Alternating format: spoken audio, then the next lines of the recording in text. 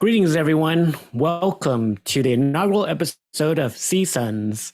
SEAA-Sons stands for Southeast Asian American Sons. This is the show for exploring the experiences of Southeast Asian Americans through the lens of two Southeast Asian American sons. My name is Jason New, aka JN, and I'm a professional SEA-Son and full-time storyteller. I also work as an AV tech, multimedia instructor, and independent filmmaker. I'm Cambodian American and was born and raised in the Central Valley, Modesto, California. Hello, everyone. My name is Yang Lor, and I'm the other half of the SEAA-Son episode. I grew up in Sacramento, California, but I was born in a refugee camp in Thailand. My parents are refugees from Laos. I am currently I'm faculty at the University of California, Merced. I'm on faculty in the Department of Sociology. I teach and I research topics such as Southeast Asian American identity, education, and Asian American experiences, as well as Hmong American experience. So we are very excited to start this podcast to share just our thoughts and conversation about Southeast Asian American identity. We are two friends who talk regularly about topics related to Asian American and also Southeast Asian American identity. So we decided to make a podcast to share our conversation and perspectives with those of you who might be interested in topics related to Southeast Asian American identity, history, and other relevant experiences. Yeah, I'm excited for it as well. Yeah. So, Jason, how do we meet? How do we meet? And then we can talk more about what the purpose of this podcast is, because I think our friendship really is the beginning of this podcast. So we've been friends for quite a while. I think we met on a boat as we were sailing over here. You were my neighbor, and I was, you were snoring too loud. No, we met at Stanford. I didn't go there. I worked there. So right after I finished college at UC Santa Cruz, I majored in film, but then the first place that hired me was Stanford University for the School of Engineering. And then I wanted to explore a little bit more about the Asian American space. So that's when I met Yang and a bunch of the other Asian American activity center folks. And from there, we just connected. We beyond just the events and activities, we were able to just catch up at dinner, meals and things like that. So there's a shared experience in different levels. And I think that really helped us connect in many ways outside of just maybe mainstream Asian American context. It's kind of like the refugee experience as well. Yeah. So prior to college, I knew I was Hmong American. And then in college, I had to grapple with identity issues because there weren't that many Hmong people. I was exposed to the Asian American experience and Asian American identity in college. And I embraced the identity, but I feel like there's something missing. The Southeast Asian American experience, the part about growing up as a refugee. And so you have a very unique experience from that of other Asian Americans who often came to this country as immigrants. And so I think meeting other Southeast Asian Americans like Jason here, really helped me to understand more of my own experiences.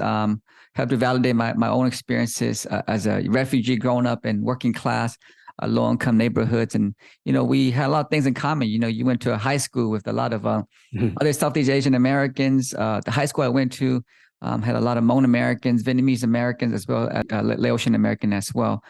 So I think college was a great spot to really engage with these different aspects of our identity beyond just our ethnic specific identity. So Southeast Asian American is one part of our identity. I'll chime in a little bit because my college experience is similar to yours then, because a lot of, I would say, where I learned to be Asian American was in college, whereas in high school, it was more just your community, like whatever community you were growing up in, that's just what existed. But then the articulation of this specific identity kind of came about more with learning about the history, but also with the community organizing from the students. So it was really a matter of empowering yourself to tell your own history versus kind of just learning about it in the classroom, things like that. So it is an experience you learn outside of the classroom, but in that area, in that world that kind of is able to engage with those topics. Yeah, I definitely agree. I think in high school, we didn't really get a chance to explore other aspects of our identity. And even in college, I don't think the Southeast Asian American aspect of it was covered much in the curriculum. I No. think for me, I really experienced that part outside of the classroom where I feel like the curriculum, even in Asian American studies courses, weren't inclusive of the experience of Southeast Asian Americans. And so we're talking about Southeast Asian Americans. We're referring to as a specific group of people. We're talking about people who have origins in the countries of Vietnam, Laos, and Cambodia, and to some extent Thailand as well, because a lot of the refugees fled into Thailand. So we're talking about this specific group of individuals who fled war-torn countries and came to this country and were often placed into low-income communities. And so I think just being able to connect with other Southeast Asian American folks outside of the classroom was just as powerful, even in the absence of a curriculum about our own experiences. Yeah. So in a sense, you could probably learn some lessons here. Although I will preference by saying that we are not necessarily an educational resource. Although I think we will be including a lot of information, and anything we cite, we're going to list in show notes or provide links to. So definitely, it's all personal experience, but at the same time, there is academic literature or books and films that we're going to look into and dive into, explore topics on different shows. So if there's something that Asian Americans are involved in some capacity, is we probably have a perspective on it, and not specifically just Southeast Asian American, but I think in the broader context of Asian American as well. Yeah. So in this podcast or this show and future episodes, we're going to be using literature and media on Southeast Asian Americans as the starting point for many of our conversations about identity, representation, history, culture, and other topics. And so feel free to engage with these material as well. They give us a point of a comparison as we talk about these different aspects. And I think you made a good point, Jason, just about understanding where we're coming from. We don't speak for all Southeast Asian Americans. We come from a very specific context with a set of unique experiences. Jason, you're heavily involved in the filmmaking aspect of Asian American identity. You can talk more about that. And I come from this as more of an academic scholar. I'm a professor. I've taught courses about Asian American experiences of Southeast Asian Americans. I've done research about Hmong American, and I teach courses on education. So that's where I'm coming from. And so it's a unique perspective, but it's not a comprehensive.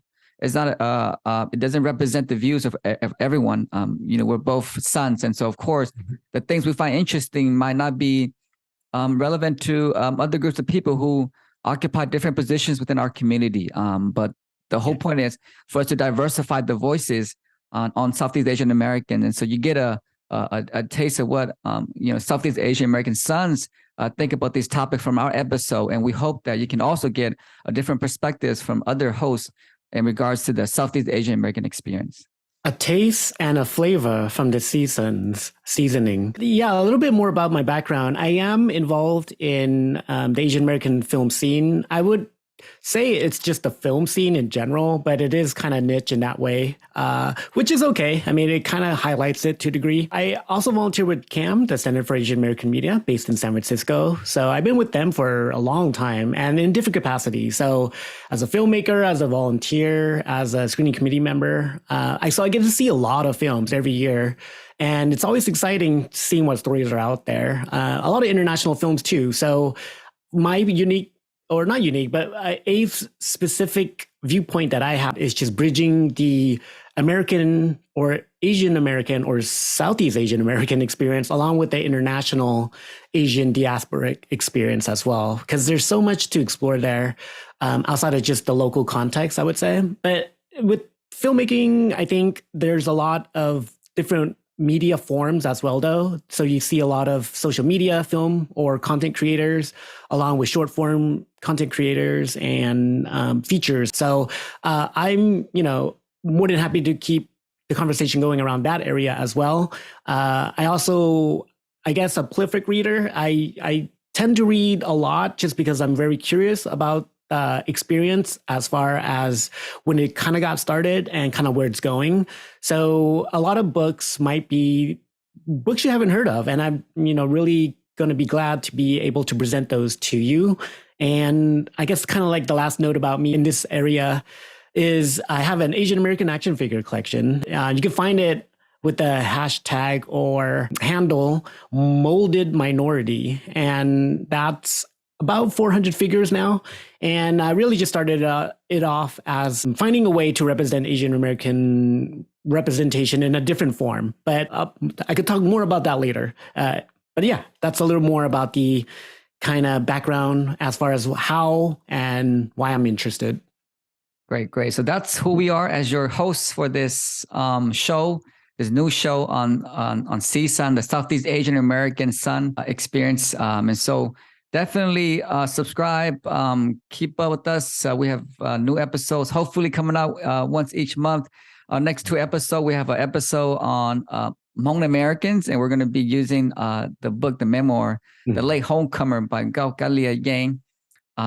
And so that's going to be the starting point for our conversation on Hmong American experience. And then, Jason, how about the Cambodian American experience? What are we using for that conversation?